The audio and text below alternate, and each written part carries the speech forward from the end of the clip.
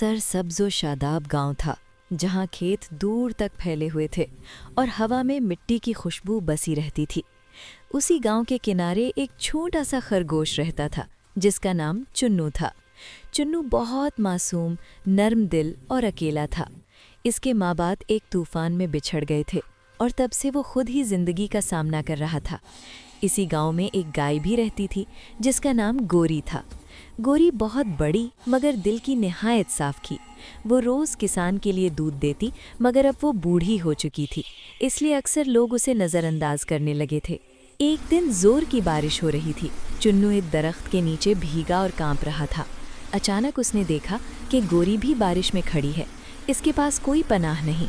चुन्नू डरते डरते इसके पास गया और बोला, गोरी आंटी, आप मेरे साथ इस दरख्त के नीचे आ जाएं, यहाँ थोड़ी सी जगह है। गोरी मुस्कुराई। इसकी आंखों में आंसू आ गए। किसी ने उसे आंटी कहकर मोहब्बत से नहीं बुलाया था। वो चुन्नू के पास आ गई।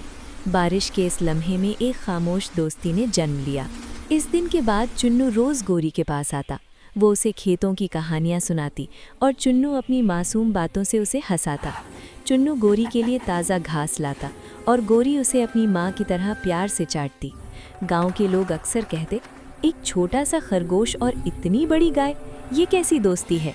मगर दोनों को किसी की परवाह नहीं थी। एक दिन किसान ने फैसला किया कि गोरी अब काम की नहीं रही, इसे शहर भेज दिया जाए। जब ये खबर चुन्नू को मिली तो वो रो पड़ा। वो रात भर गोरी के पास बैठा रहा। आंटी, आप मुझे छोड़कर मत जाना, मैं फिर अकेला हो जाऊंगा।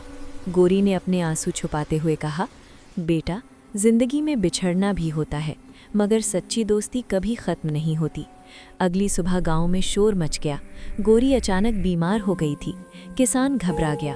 तब चुन्नू दौड़ता हुआ आया और जंगल से एक जड़ी बूटी लाया जो उसकी माँ सिखाया करती थी।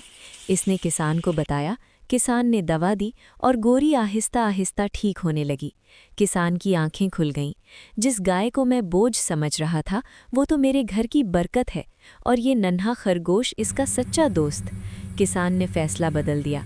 गोरी वहीं रही और चुन्नू इसके साथ। अब गांव के बच्चे भी ये कहानी सुनकर कहते, दोस्ती उम्र या ताकत नहीं देखती, दिल देखती है।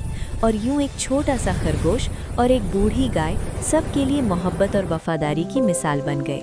सच्ची दोस्ती शक्ल, ताकत या फ़ायदा नहीं देखती। जो दिल से जुड़ जाए वही असल रिश्ता होता है।